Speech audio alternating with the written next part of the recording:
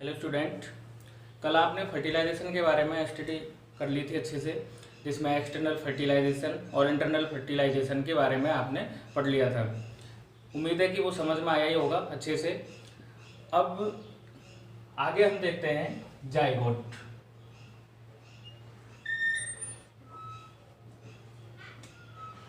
वैसे ज़्यादा कुछ बताने की ज़रूरत नहीं है। जाइगोट क्या है? जो मेल गैमेट और फीमेल गैमेट दोनों का फ्यूजन हुआ था उसको हमने क्या बोला? फर्टिलाइजेशन। तो आफ्टर दैट वो एक स्ट्रक्चर का फॉर्मेशन करते हैं, उसको हम क्या बोलते हैं? जाइगोट। ठीक है। तो जो फर्टिलाइजेशन के बाद जो अपने पास स्ट्रक्चर आती है उसको जाइगोट बोला जाता है। ठीक है। देखें यहाँ पे मेल गैमेट, ठीक है, ये फीमेल गैमेट फ्यूज हुआ और फ्यूजन होने के बाद नेक्स्ट जो स्टेज आएगी वो क्या है? ठीक है। तो ये फ्यूज होने के बाद अब ये जो वाला पार्ट है, पीछे वाला पार्ट, ये सिर्फ इसको मोबिलिटी या इसको मोटाइल बनाती है, ये वाली जो है टेल वाला पार्ट। ठीक है। ये हम आगे और डिस्कस कर लेंगे, लेकिन याद, तो ये जो फ्यूज हुआ है ये आगे जाके ये जो अपने पास स्ट्रक्चर आई है ये क्या है? जाइगोट। ठीक है। अब हमने देखा कि यहाँ पे ये हैप्लॉइड था, जो फीमेल गैमेट है वो हैप्लॉइड और मेल गैमेट है वो भी क्या है? हैप्लॉइड। लेकिन दोनों का फ्यूज होने से यहाँ पे जो जाइगोट की स्ट्रक्चर आई है वो क्या है? डिप्लॉइड। क्लियर है? दोनों का फ्यूज हुआ तो एन ये और एन ये दोनों हैप्लॉइड होके अब अपने पास जो पेयर है क्रोमोसोम का वो कैसे आ गया है? डबल में। ठीक है। तो ये है डिप्लॉइड। तो सबसे पहली बात ये आ जाती है कि जो जाइगोट है वो कैसे है, कैसी स्ट्रक्चर है? डिप्लॉइड वाली। अब आ जाती है कि ये सिंगल सेल थी, ये भी सिंगल सेल है, और जो जाइगोट वाली स्ट्रक्चर है ये भी क्या है? Single cell. ओके। तो अब जाइगोट के बारे में क्या कहा जाएगा कि ये स्ट्रक्चर होती है diploid and single cell stage होती है। ठीक है। तो क्लियर है, समझ में आ गया कि जाइगोट क्या है? Single cell and diploid structure होती है। नेक्स्ट हम बात करें कि जाइगोट का जो साइट है वो कहाँ पे होगी, तो ये भी बात आप समझ गए होंगे, क्योंकि फर्टिलाइजेशन की साइट जहाँ पे होगी वहीं पे क्या होगी? जाइगोट की साइट होगी। ठीक है। तो फर्टिलाइजेशन में हमने टू साइट्स देखी थी, एक एक्सटर्नल फर्टिलाइजेशन के लिए और एक इंटरनल फर्टिलाइजेशन के लिए। जो एक्सटर्नल फर्टिलाइजेशन के लिए देखी थी वो कहाँ पे थी? वाटर में। तो जाहिर सी बात है कि उसके अकॉर्डिंग जो जाइगोट बनेगा, उसके अकॉर्डिंग जो जाइगोट बनेगा वो कहाँ पे बनेगा? वाटर के अंदर। कहाँ पे बनेगा? वाटर के अंदर। और जो इंटरनल फर्टिलाइजेशन ये था एक्सटर्नल, और ये इंटरनल फर्टिलाइजेशन। तो यहाँ पे जो साइट बनेगी वो कहाँ पे है? Inside the female body. Clear है? क्योंकि जहाँ पे फर्टिलाइजेशन होता है वहीं पे जाइगोट बनता है। तो जाइगोट की जो साइट है यहाँ पे होगी वाटर के अंदर, और यहाँ पे होगी फीमेल बॉडी के अंदर। ठीक है। यहाँ पे अब ये तो हो गई इसकी साइट। ठीक है। अब देखें कि डेवलपमेंट ऑफ जाइगोट ये कहाँ पे होगा? तो ये भी कोई प्रॉब्लम नहीं है। डेवलपमेंट जहाँ पे उसकी साइट है तो ये भी है कि उसका जो डेवलपमेंट है वो भी कहाँ पे होगा? वहीं पे ही होगा। तो एक्सटर्नल फर्टिलाइजेशन जो शो करते हैं ऑर्गेनिज्म, उनमें डेवलपमेंट का होगा वाटर में, और इनका डेवलपमेंट कहाँ पे होगा? फीमेल बॉडी के अंदर होगा। तो ये समझ में आ गए होंगे कि जाइगोट डिप्लॉयड होती है, यूनिसेलुलर होती है, और इसकी जो साइट है वो एक्सटर्नल फर्टिलाइजेशन जो शो करते हैं उनके लिए वाटर के अंदर, और जो इंटरनल फर्टिलाइजेशन शो करते हैं उनके लिए ये फीमेल बॉडी के अंदर साइट होती है, और डेवलपमेंट भी वाटर के अंदर और inside the female body. Clear है? Next,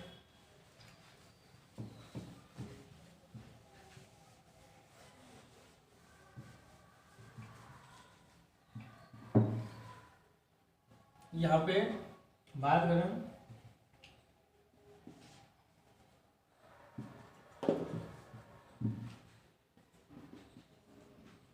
algae and fungi.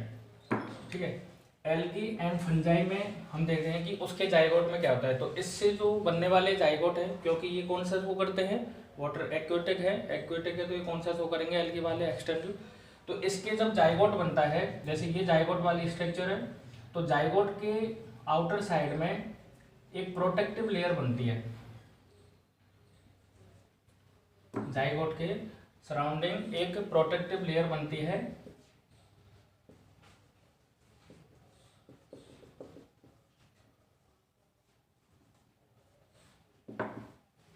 एक प्रोटेक्टिव लेयर बनती है जो इसको, क्योंकि जैसे एल्गी है, एल्गी का जाइगोट कहाँ बन रहा है, वाटर में, तो वहाँ पे जाइगोट को सरवाइव रखने के लिए ये प्रोटेक्टिव लेयर बहुत ज़रूरी है। तो वहाँ पे ये प्रोटेक्टिव लेयर बनती है, और ये प्रोटेक्टिव लेयर जो अनफेवरेबल कंडीशन है,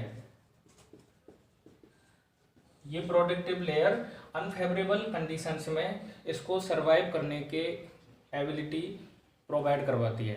ठीक है, प्रोटेक्टिव लेयर इसको अनफेवरेबल कंडीशन में क्या करवाती है, सरवाइव करने हेतु जो एबिलिटी है वो प्रोवाइड करवाती है। ठीक है, अब अनफेवरेबल कंडीशन किसे कहेंगे, क्योंकि जो जाइगोट के लिए एक फेवरेबल कंडीशन जो कल बताया था, टेम्परेचर, प्रेशर और एक पीएच जो क्या होना चाहिए, एक फेवरेबल में होना चाहिए जिसमें वो सरवाइव कर सके। लेकिन ऐसा नहीं होता है, अनफेवरेबल भी कंडीशन आ जाती है। तो उस अनफेवरेबल कंडीशन में इसको सरवाइव करने के लिए प्रोटेक्टिव लेयर बनती है एल्गी एंड फंजाई में। ठीक है, क्लियर है। इस अनफेवरेबल कंडीशन में ये जाइगोट सरवाइव करेगा। इसके लिए एल्गी एंड फंजाई में जो फर्टिलाइजेशन होता है वो कब होता है, अनफेवरेबल कंडीशंस में ही शुरू होता है। कुछ एल्गी और कुछ फंजाई में ये अनफेवरेबल कंडीशंस में ही शुरू होता है, ताकि इसमें जो जाइगोट बन रहा है वो जाइगोट अनफेवरेबल कंडीशंस में भी जीवित रह सके या सरवाइव कर सके। ठीक है,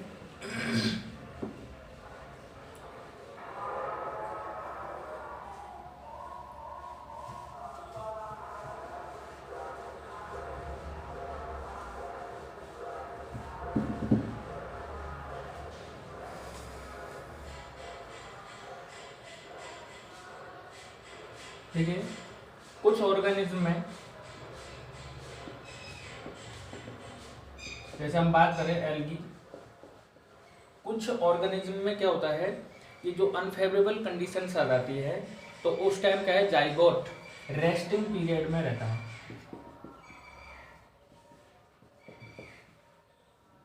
किस पीरियड में रहता है, रेस्टिंग पीरियड में। देखिए, रेस्टिंग पीरियड किसको बोलेंगे कि जिसमें रेस्ट करना होगा। रेस्ट का मतलब यह है कि आपको पता है जाइगोट का आगे, फेट ऑफ जाइगोट क्या है कि आगे इसको एम्ब्रियो में डेवलपमेंट होना है इसका, किसमें, एम्ब्रियो में। ठीक है, लेकिन अभी मैं बोल रहा हूँ कि अनफेवरेबल कंडीशन आ गई। ठीक है,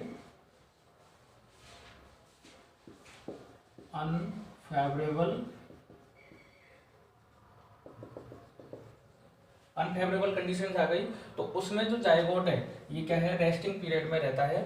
इसका मतलब है कि जो जाइगोट से एम्ब्रियो बनता है ना, इसमें होते हैं सेल डिवीजन। क्या होते हैं, सेल डिवाइड होती है, यानी कि सेल डिवीजन होते हैं, तब ये एम्ब्रियो में चेंज होता है। लेकिन अनफेवरेबल कंडीशन आते ही इसमें कोई भी सेल डिवाइडिंग नहीं होती है।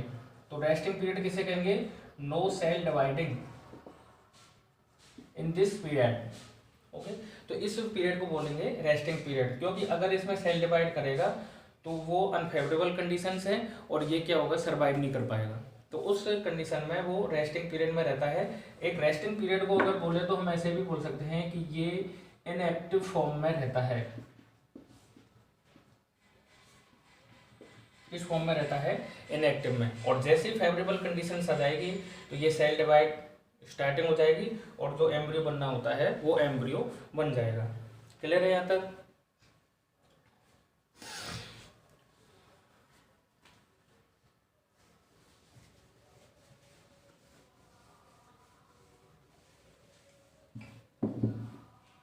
अब अब जाइगोट में एक हम बात देखें, दोबारा से थोड़ा पीछे चलते हैं लास्ट में, कि पेरेंट सेल थी, पेरेंट सेल्स यहाँ पे एक तो मेल थी एंड एक फीमेल गैमेट, ठीक है। उन फीमेल गैमेट और उनमें फ्यूजन, फीमेल गैमेट और मेल गैमेट में फ्यूजन हुआ, फ्यूजन होने के बाद ये बन गई जाइगोट, ठीक है। और जाइगोट से आगे जो है वो एम्ब्रियो बनेगा, यानी कि एक न्यू प्रोजेनी बन जाएगी या न्यू ऑफ स्प्रिंग बन जाएगा।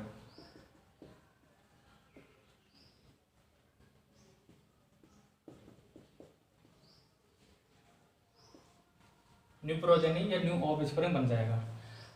तो जाइगोट को एक तो ये वाली जनरेशन और ये वाली जनरेशन जो नई है, ठीक है, इन दोनों के बीच में इसको बोलते हैं कनेक्टिव लिंक। इसको क्या बोलते हैं? कनेक्टिव लिंक, क्योंकि ये जो पेरेंट सेल्स है या पेरेंट्स बॉडी है और एक जो न्यू ऑफस्प्रिंग बन रही है, उस दोनों के बीच की क्या है? कनेक्टिव लिंक है। क्लियर है? समझ में आ गया होगा। तो अब जाइगोट में हमने क्या क्या देखा कि जाइगोट कैसी होती है? डिप्लॉइड होती है, यूनिसेलुलर होती है, ठीक है।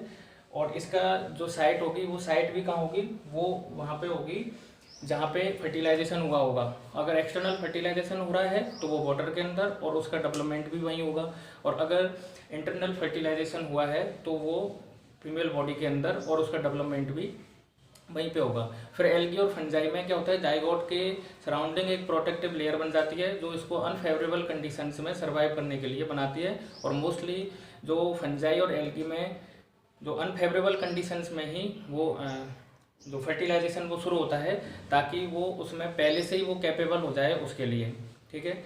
फिर नेक्स्ट हमने देखा था कि जो जाइगोट है वो अनफेवरेबल कंडीशंस आते ही कुछ ऑर्गेनिज्म में रेस्टिंग पीरियड में चला जाता है। रेस्टिंग पीरियड किसको बोलते हैं?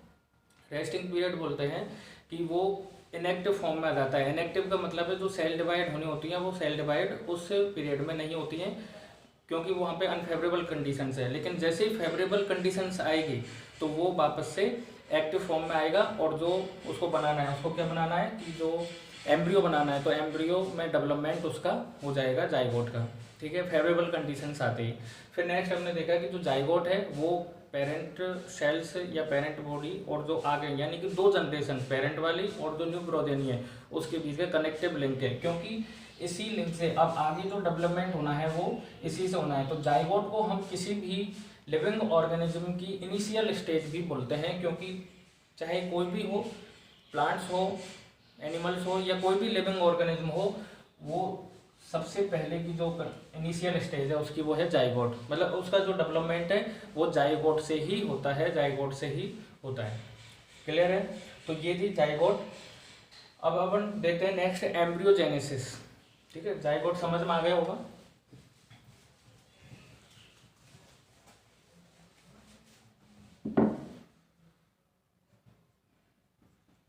एम्ब्रियोजेनेसिस, ठीक है। देखो नेम से क्लियर है, यहाँ पे इसको नेम में 2 पार्ट्स में डिवाइड करते हैं। एम्ब्रियो का मतलब एम्ब्रियो ही है जो डेवलपमेंट होने वाला है जाइगोट से। जेनेसिस का मतलब है फॉर्मेशन,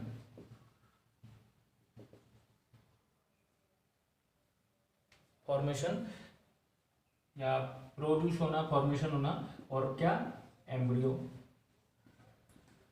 तो एम्ब्रियो को फॉर्मेशन होना या एम्ब्रियो को प्रोडक्शन होना, एम्ब्रियो का डेवलपमेंट होना, वो क्या कहलाता है? एम्ब्रियोजेनेसिस। किससे हो रहा है? जाइगोट से, जो अभी हम पढ़ चुके हैं, ठीक है। तो एम्ब्रियोजेनेसिस में एम्ब्रियो का फॉर्मेशन होने वाला है, ठीक है।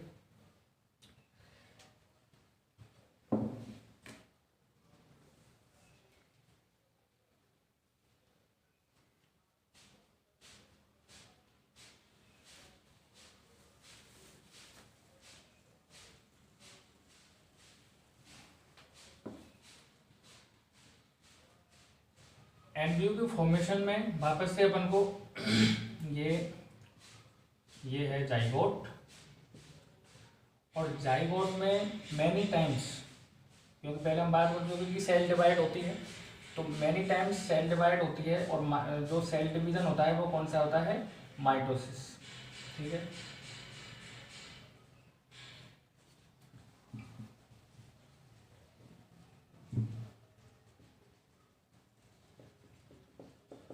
मैनी टाइम सेल डिवीजन होता है और जाइगोट से फिर बाद में क्या बन जाता है, एम्ब्रियो। और यही प्रोसेस क्या होती है, एम्ब्रियोजेनेसिस। ठीक है, अब यहाँ पे जो ये है सेल डिवीजन, ये कौन सा होता है, तो मैं जब अपन पहले पढ़ रहे थे कि ऑर्गेनिज्म होते हैं टू टाइप्स के प्लॉइडी के अकॉर्डिंग, तो एक होता है हेप्लॉइड और एक पॉलीप्लॉइडी, या जिसको हम वो, एक होता है हेप्लॉइड और दूसरा डिप्लॉइड होता है। तो हेप्लॉइड में हमने देखा था कि जाइगोट तो बना है 2n का, ये दोनों में सेम ही बनता है। ठीक है, और एक ये क्या होती है, यूनिसेलुलर, ये वाली कंडीशन यूनिसेलुलर और डिप्लॉइड होती है। ठीक है, तो यहाँ पे जो हेप्लॉइड है, हेप्लॉइड ऑर्गेनिज्म है, उसमें अलग तरीके से होता है यहाँ से एम्ब्रियो को फॉर्मेशन। ठीक है, और जो डिप्लॉइड हैं उनमें डिफरेंट टाइप से होता है। तो पहले हम इसका देख लेते हैं कि इसमें किस तरीके से होता है हेप्लॉइड में।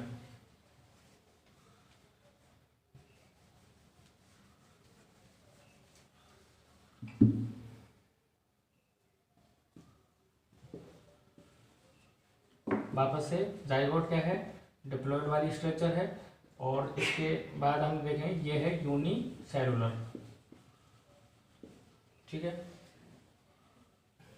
फर्स्ट हम किसकी बात कर रहे हैं, हेप्लॉइड ऑर्गेनिज्म की। तो हेप्लॉइड ऑर्गेनिज्म में क्या होगा, मियोसिस, मियोसिस सेल डिवीजन होगा। मियोसिस सेल डिवीजन के बाद ये कौन सी, क्योंकि मियोसिस में क्या हो जाता है, जो अपने पेरेंट सेल्स रहती है उसका हाफ हो जाता है, तो हाफ हो गया है। अब ये कौन सी है, हैप्लॉइड। अब यहाँ पे मैनी टाइम्स माइटोसिस होगा, कौन सा, माइटोसिस, मैनी टाइम्स होगा।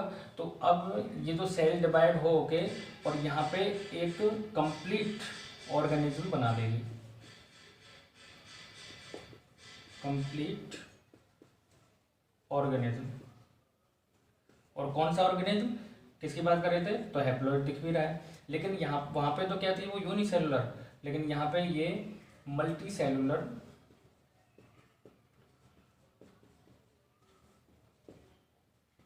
मल्टी सेलुलर हो जाती है।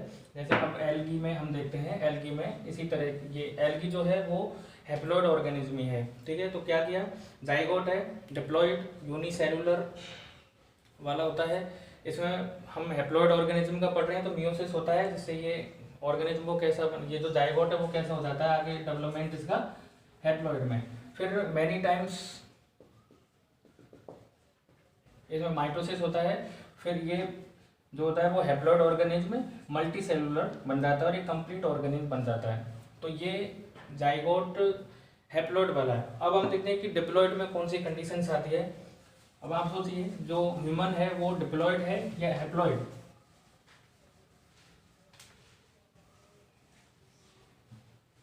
डिप्लॉइड है, तो यानी कि हमें भी इसी तरीके की होगी।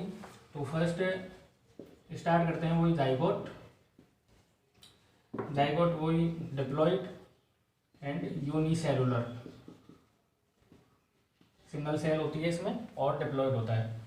यहाँ पे जो हम पढ़ रहे हैं वो पढ़ रहे हैं जिनमें डिप्लॉइड, जिन ऑर्गेनिज्म में डिप्लॉइड होते हैं, जो डिप्लॉइड वाले ऑर्गेनिज्म में, उसमें तो उसमें क्या होता है, many times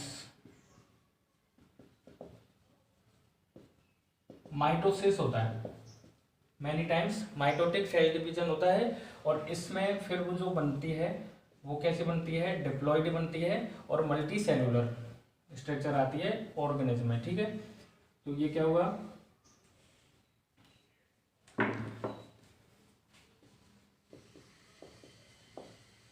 diploid and multi cellular. ठीक है, तो दोनों का समझ में आ गया कि हैप्लॉइड ऑर्गेनिज्म में कैसे होता है और डिप्लॉइड ऑर्गेनिज्म में कैसे होता है। ठीक है, अब बात करते हैं कि जो जाइगोट से और जो कंप्लीट एम्ब्रियो या ऑर्गेनिज्म बना है, जाइगोट से जो एम्ब्रियो और ऑर्गेनिज्म बना है उसमें हमने देख लिया कि एक तो होती है सेल डिवीजन, और क्या चेंजेस होता है, तो एक होता है सेल डिफरेंशिएशन, एक तो होता है सेल डिवीजन और दूसरा होता है सेल डिफरेंशिएशन।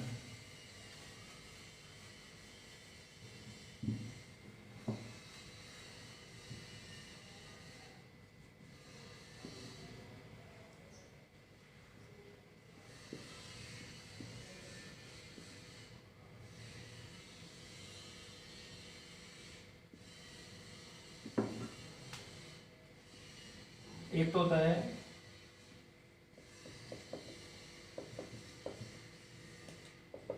सेल डिवीजन, ठीक है। तो जाइगोट से एक कंडीशन तो होती है, जाइगोट से जब एम्ब्रियो बनता है तो एक कंडीशन तो हो गई सेल डिवीजन की, और जाइगोट से एम्ब्रियो बनता है तब दूसरी कंडीशन से सेल डिफरेंशिएशन। तो ये सेल डिवीजन अभी देख लिया, कौन सा होता है cell division, mitosis,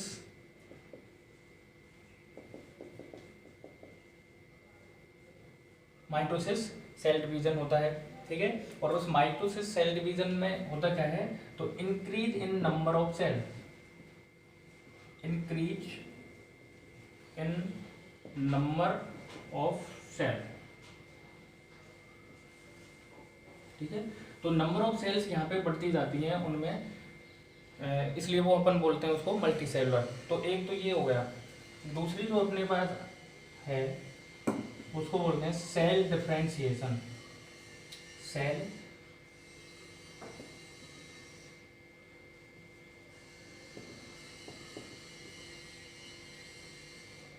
cell differentiation, ठीक है। अब देखिए कि कुछ ऐसी सेल्स होंगी जिसने हमारा ये हैंड बनाया होगा, तो अब हमारा हैंड जो वर्क करता है और जो हमारा ईयर वर्क करता है, दोनों के वर्क में अलग अलग है, ठीक है।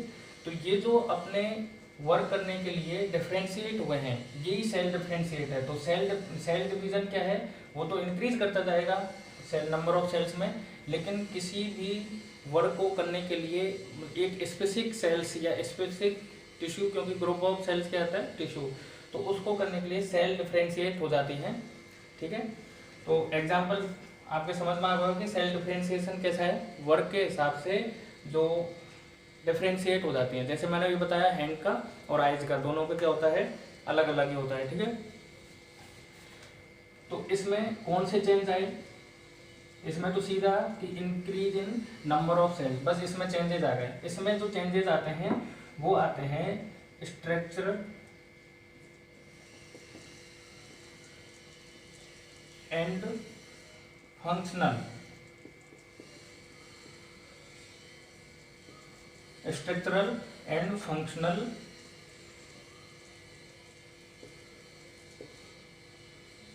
चेंजेस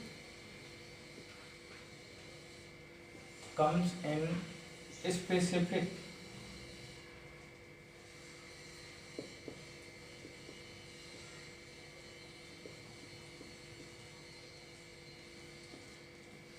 स्पेसिफिक टिश्यू और सेल्स। तो इसमें क्या आते हैं, स्ट्रक्चरल और फंक्शनल चेंज हो जाते हैं, और वो किसी भी वर्क को करने के लिए अलग अलग, क्योंकि यहाँ पे जो स्ट्रक्चरल और इसका जो फंक्शनल चेंज है वो यहाँ हैंड का अलग है, आइज का अलग है, ईयर्स का अलग है। तो सभी जो अपन ने ऑर्गन बने, क्योंकि टिश्यू के बाद क्या होते हैं ऑर्गन बनने वाला होता है, तो ये जो बने हैं वो कैसे इन दोनों चेंजेस के से आए हैं। तो क्लियर है यहाँ पे कि ये तो नंबर ऑफ सेल्स में कुछ चेंजेस हो रहा है और यहाँ पे स्ट्रक्चरल एंड फंक्शनल चेंजेस हो रहा है, ठीक है। तो जो नंबर ऑफ सेल, ये नंबर ऑफ सेल्स की क्वांटिटी बढ़ रही है वो तो होगा सेल डिवीजन, और ये होगा सेल डिफरेंशिएट जिसमें स्ट्रक्चरल और फंक्शनल यूनिट है, ठीक है। तो ये एक स्पेसिफिक टिश्यू, और स्पेसिफिक टिश्यू के बाद यहाँ पे क्या बन जाएगा ऑर्गन, और ऑर्गन के बाद में सिस्टम्स बनते हैं और जैसे कंप्लीट बॉडी बन जाती है। तो दो चेंजेस होते हैं जाइगोट से, और जो एम्ब्रियो के बाद जो कंप्लीट ऑर्गेनिज्म बनना होता है उसमें टू चेंजेस होते हैं, cell division, second one is cell differentiation.